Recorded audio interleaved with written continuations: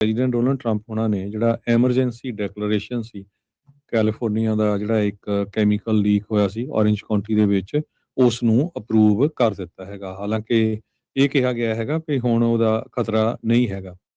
Fire fighters ਨੇ ਵੀਰਵਾਰ ਨੂੰ ਅਲਰਟ ਕੀਤਾ ਸੀ ਵੀ ਜਿਹੜੇ ਕੈਮੀਕਲ ਵੇਪਰ ਆ ਉਹ ਲੀਕ ਹੋ ਰਹੇ ਹੈਗੇ ਆ GKN ਐਰੋਸਪੇਸ ਜੋ ਗਾਰਡਨ ਗਰੋਵ ਦੇ ਵਿੱਚ ਹੈਗੀ ਆ, ਉੱਥੇ ਇੱਕ ਟੈਂਕ ਵਿੱਚੋਂ ਜਿਹਦੇ ਵਿੱਚ ਮੈਥਾਕ੍ਰਿਸਲੇਟ ਇਹ ਜਿਹੜਾ ਹਾਈਲੀ ਫਲੇਮੇਬਲ ਟੌਕਸਿਕ ਈਪੌਕਸੀ ਆ ਜੋ ਕਿ ਗਲਾਸ ਬਣਾਉਣ ਦੇ ਲਈ ਯੂਜ਼ ਕੀਤਾ ਜਾਂਦਾ ਹੈਗਾ। ਸੋ ਉਹਦੇ ਕਰਕੇ ਲੋਕਾਂ ਨੂੰ ਇਵੈਕੂਏਟ ਕੀਤਾ ਗਿਆ ਸੀ। ਇਸ ਟੈਂਕ ਦੇ ਵਿੱਚ 7000 ਗੈਲਨ ਦੇ ਕੈਮੀਕਲ ਸੀਗੇ। 40000 ਲੋਕਾਂ ਨੂੰ 40 ਤੋਂ 50000 ਤੱਕ ਜਿਹੜੇ ਲੋਕ ਆ ਔਰੇਂਜ ਕਾਉਂਟੀ ਦੇ ਉਹਨਾਂ ਨੂੰ ਇਵੈਕੂਏਟ ਕੀਤਾ ਗਿਆ ਸੀਗਾ।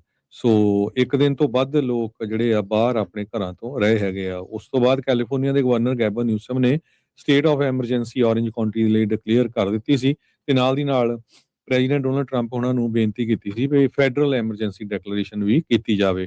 ਔਰੇਂਜ ਕਾਉਂਟੀ ਦੇ ਡਿਸਟ੍ਰਿਕਟ ਅਟਾਰਨੀ ਟੌਡ ਸਪਿਟਜ਼ਰ ਜੋ ਆ ਉਹਨਾਂ ਨੇ GKN ਐਰੋਸਪੇਸ ਦੀ ਇਨਵੈਸਟੀਗੇਸ਼ਨ ਸ਼ੁਰੂ ਕਰ ਦਿੱਤੀ ਹੈਗੀ ਆ। ਔਰੇਂਜ ਕਾਉਂਟੀ ਦੇ ਸਕੂਲ ਡਿਸਟ੍ਰਿਕਟਸ ਜਿਹੜੇ ਇਸ ਇਵੈਕੂਏਸ਼ਨ ਏਰੀਏ ਦੇ ਵਿੱਚ ਹੈਗੇ ਆ ਉਹ ਹੁਣ ਮੋਰਲੇ ਵੀਕ ਜਿਹੜੇ ਆ ਇਸ ਵੀਕ ਖੁੱਲਣ ਜਾ ਰਹੇ ਹੈਗੇ ਆ। Garden Grove school unified school districts ਨੇ ਅਨਾਉਂਸ ਕੀਤਾ ਹੈ ਤੇ ਵੀ ਹਜੇ ਅਸੀਂ ਡਿਸਟੈਂਟ ਜਿਹੜੀ ਡਿਸਟੈਂਸ ਲਰਨਿੰਗ ਆ ਉਹਦੇ ਉੱਤੇ ਫੋਕਸ ਰੱਖਾਂਗੇ।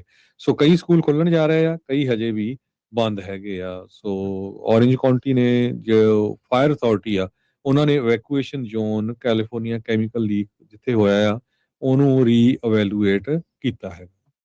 ਜੀ ਬਿਲਕੁਲ। ਸੋ ਇਹ ਜਿਹੜਾ ਹਰਜੋਤ ਸਿੰਘ ਜੀ ਵੇਪਰ ਬਣ ਕੇ ਲੀਕ ਹੋਣਾ ਸ਼ੁਰੂ ਹੋਇਆ ਫਿਰ ਹੀ ਇਹ ਸਾਰਾ ਕੁਛ ਵਾਪਰਿਆ ਸੀਗਾ। ਸੋ ਐਮਰਜੈਂਸੀ ਡੈਕਲੇਰੇਸ਼ਨ ਜੋ ਕਰ ਦਿੱਤੀ ਗਈ ਹੈ ਟਰੰਪ ਹੋਣਾ ਦੇ ਦੁਆਰਾ, ਉਹਦੇ ਨਾਲ ਡਾਇਰੈਕਟ ਫੀਮਾ ਦੇ ਦੁਆਰਾ ਜਿਹੜੀ ਫੈਡਰਲ ਅਸਿਸਟੈਂਸ ਆ ਉਹ ਇਹਨਾਂ ਨੂੰ ਮਿਲ ਜਾਵੇਗੀ।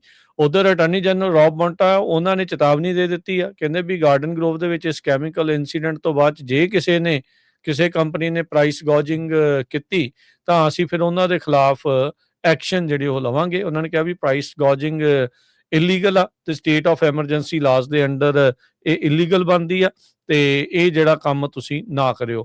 ਕਹਿੰਦੇ ਵੀ ਕੈਲੀਫੋਰਨੀਆ ਦੇ ਵਿੱਚ ਹਾਊਸਿੰਗ, ਫਿਊਲ, ਫੂਡ ਤੇ ਹੋਰ ਵੀ ਐਸੈਂਸ਼ੀਅਲ ਗੁੱਡਸ ਆ ਉਹ ਡਿਕਲੇਅਰਡ ਐਮਰਜੈਂਸੀ ਤੋਂ ਬਾਅਦ 'ਚ ਜੇ 10% ਤੋਂ ਵੱਧ ਵਧਾਉਂਦੇ ਆ ਤਾਂ ਉਸਨੂੰ ਪ੍ਰਾਈਸ ਗੌਜਿੰਗ ਮੰਨਿਆ ਜਿਹੜਾ ਹੋ ਜਾਂਦਾ ਆ ਤੇ ਜੇ ਕੋਈ ਇੱਦਾਂ ਕਰਦਾ ਆ ਤਾਂ ਉਹਦੇ ਖਿਲਾਫ ਜਿਹੜਾ ਉਹ ਐਕਸ਼ਨ ਲਿਆ ਜਾਵੇਗਾ।